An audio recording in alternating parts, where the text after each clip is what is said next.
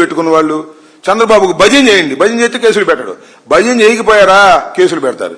ఇప్పటికే చాలా యూట్యూబ్లు మన నారా లోకేష్ గారు డబ్బులు ఇచ్చి భజన చేసే కార్యక్రమం చేస్తాడు, మమ్మల్ని తిట్టే కార్యక్రమం చేస్తున్నాడు. వాళ్ళ మాత్రం మీద కేసులు పెట్టరు, మేము కేసులు పెడితే తీసుకోరు. అంటే రాజకీయంగా కక్ష సాధించడం కోసం మీడియా మీద కూడా పడేటటువంటి దౌర్భాగ్యమైన పరిస్థితికి నారా చంద్రబాబు నాయుడు గారు దిగజారిపోయారు.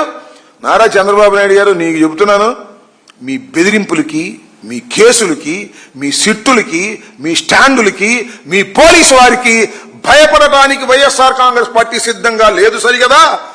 ధైర్యంగా పోరాటానికి కూడా సిద్ధంగా ఉన్నామని ఈ సందర్భంగా చెప్పదలుచుకున్నాను. మీ ఉడత ఊపులకి వైఎస్ఆర్ కాంగ్రెస్ పార్టీ జగన్మోహన్ రెడ్డి గారు భయపడి బెదురుతారనుకోవటం మీ భ్రమ తప్ప మరొకటి కాదని ఈ సందర్భంగా చెప్పదలుచుకున్నాను. ఇక రెండో అంశం ఏంటంటే, మా బొల్లా బ్రహ్మనాయుడు గారు ఇక్కడ ఏదో అరెస్ట్ చేశారని ఇందాక న్యూస్ వచ్చినట్టుంది. ఇది ఒక అన్యాయమైన వ్యవహారం.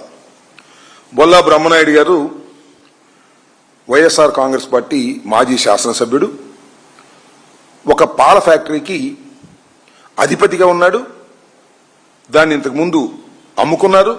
మళ్ళా కొత్త పాల ఫ్యాక్టరీ కూడా పెట్టుకున్నాడు. ఒక విధంగా చెప్పాలంటే ఈ పాల ఉత్పత్తి, పాల తయారీకి సంబంధించినటువంటి ఒక దిగ్గజం ఈ రాష్ట్రంలో బొల్లా బ్రహ్మనాయుడు గారు. రాజకీయాల్లోకి వచ్చాడు. అంతకుముందు పీఆర్పీ తరఫున పోటీ చేశాడు, వైసీపీ తరఫున పోటీ చేసి ఓటమి పాలయ్యాడు పెదకూరపాడులో. తర్వాత వినుకొండ వెళ్ళి గెలిచాడు, మళ్ళా వినుకొండలో ఓడిపోయాడు. కాస్త రిచ్, వైట్ మనీ ఎక్కువ ఉన్నటువంటి వ్యక్తి.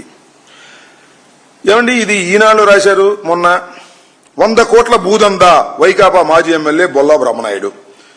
దీనిలో కూడా రాశారు, దీనిలో మన జ్యోతిలో కూడా 100 కోట్ల భూమిని కాజేయాలని బొల్లా బ్రహ్మనాయుడు గారు కుట్ర పన్నాడు అని. నేను అడుగుతా ఉన్నా, వాళ్ళ స్టోరీలు నేను పూర్తిగా చదివా, దాన్ని చూస్తేనే అర్థమైపోతుంది.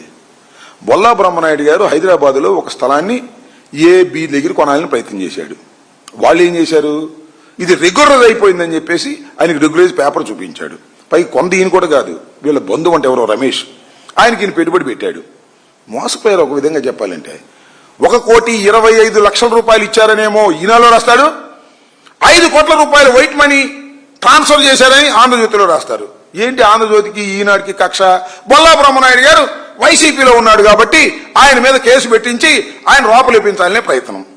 నేను కూడా ట్రై చేసి ఆయన కోసం దొరకలా. ఎందుకంటే పాపం ఆరోగ్యం బాగోదు ఆయనకి, ఏదో హార్ట్ ప్రాబ్లం కూడా ఉంది. కేసు పెట్టారు అనగానే యాంటిసిపేటర్కి వెళ్ళాడు.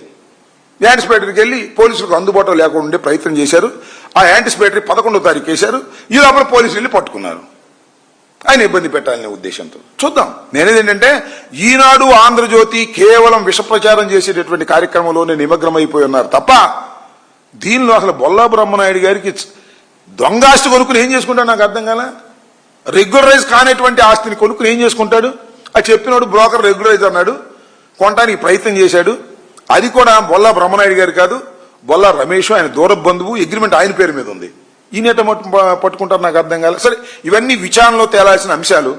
నేను చెప్పదలుచుకున్నది ఏమిటంటే, వైఎస్ఆర్ కాంగ్రెస్ పార్టీకి సంబంధించినటువంటి నాయకుల మీద ఈనాడు ఆంధ్రజ్యోతి విషంకకే కార్యక్రమాలు, కేసులు పెట్టించి వెంటపడేటటువంటి కార్యక్రమాలు, బెదిరించే కార్యక్రమాలు నిరంతరం జరుగుతూ ఉన్నది.